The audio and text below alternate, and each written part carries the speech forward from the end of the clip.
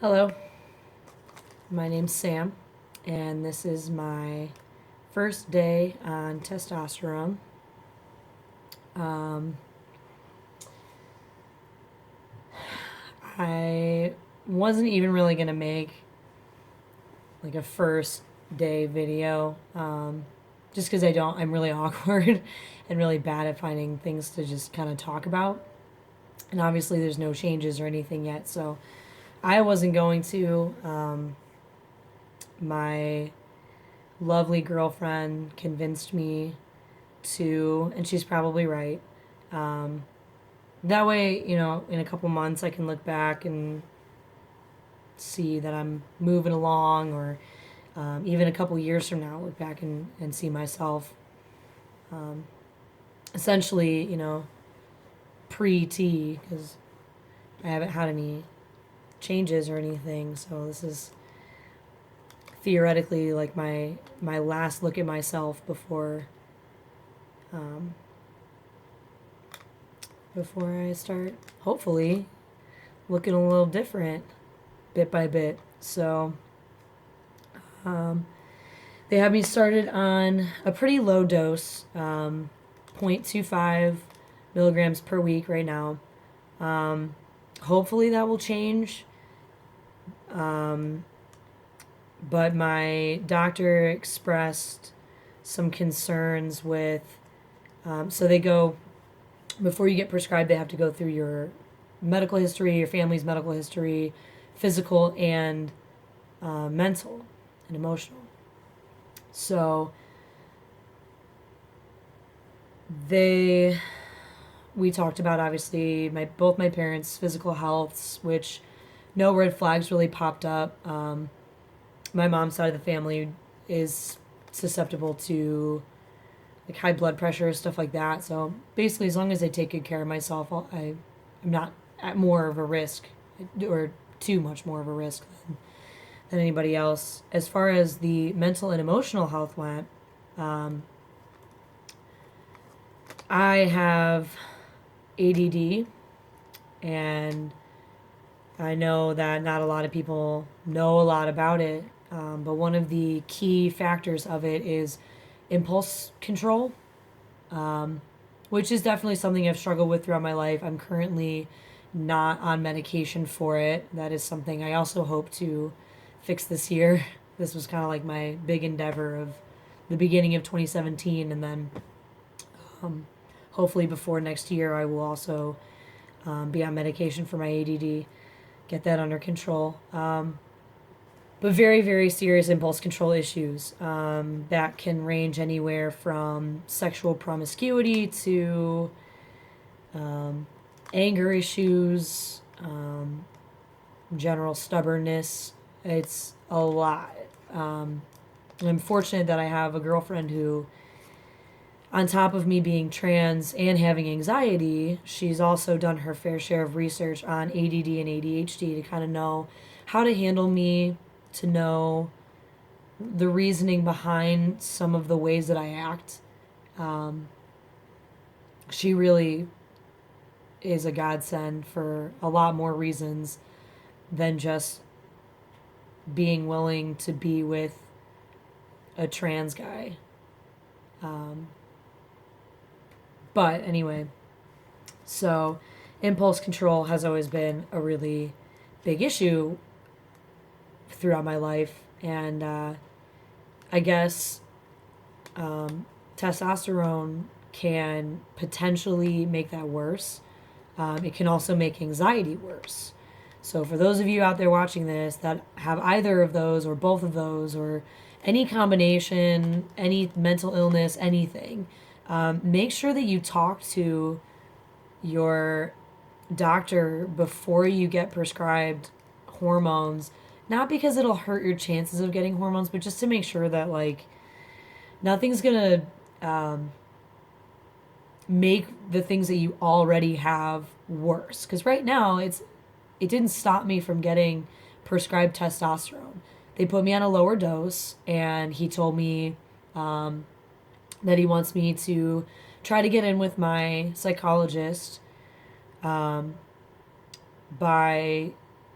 within this first week, just to make sure that if there are any serious mental changes or behavioral changes, that I can talk to him about it, and we can kind of figure out where to go from there.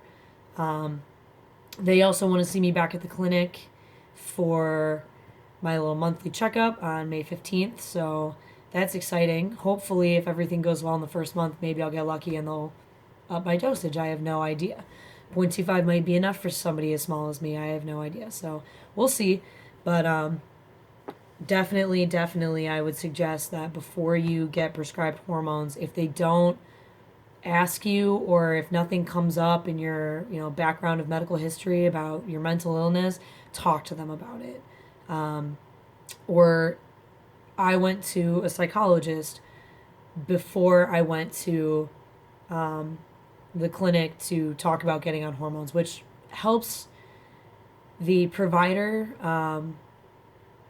feel more comfortable prescribing you the medication, and it also gives you that route, that medium of tools while you're transitioning. Like now I have someone that I can go to, whether it's for my ADD or how it's interacting with my transition or just transitioning in itself or anything. Because I went and started seeing him before I tried to go to the clinic and get a prescription. So definitely, my opinion, I would suggest to anybody going through this that you see a psychologist first. I mean, I went 2 times and I was recommended for hormones, and he even said that whenever I'm ready for top surgery, he gave me Dr. Medali's information, and he said all I have to do is let him know and he'll write me the notes necessary to get the ball rolling on that too. So, I mean, most of that's already checked off just because I went to a therapist before trying to medically transition. So I would definitely suggest that. Not everybody does. I know plenty of trans guys that didn't do any type of therapy at all. And then other guys that had to go for like 6 months. So whatever is most comfortable for you, but that's my opinion. But anyway, so I went yesterday and I picked up my prescription. They sent it to a CVS by my parents' house.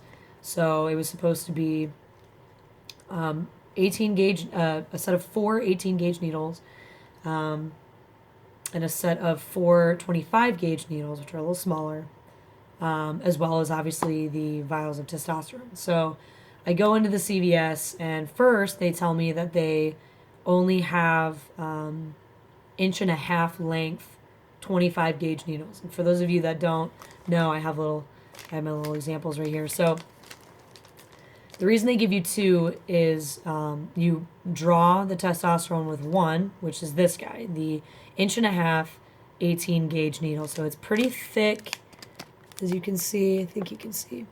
And pretty long as well. I put my thumb up to it. It's longer than that last segment of my thumb. And what you do is you draw with this, and then you screw the little top off, and then you put the top of the smaller one on the vial that has the testosterone in it. And this is the one that you inject with. It's significantly smaller. You actually can't even really see it inside the plastic because it's pretty little. This is the 25 gauge inch long syringe that you use to inject yourself with. So if I put them next to each other, kind of line them up a little bit here. Boom. So as you can see, you can even see like how much thicker this one really is compared to the smaller one. And then this one, I'll put my finger, ends here, and this one ends here. So that is the length difference as well. So when I went to pick up my prescription, the one that's supposed to be a lot shorter ended up being this long as the big one. So that's terrifying and intimidating, and I was not excited. But they said that's all they had, and I've never done this before, so I was like, yeah, sure, that's fine. So I get out into the car and I start rummaging through all my bags, and I'm all excited to start looking at things, and I just wanted to like hold the vial of testosterone in my hands for a second, and there's no box with the hormones in it, just the bags of syringes. So I go back in, And they're like, oh, yeah, we don't have it. Oh, okay, sweet. So they send me to a neighboring city, different CVS, to go get the actual hormone. And while I was there, I asked them if they had the smaller 25 gauge needles in an inch. And so they said, yeah.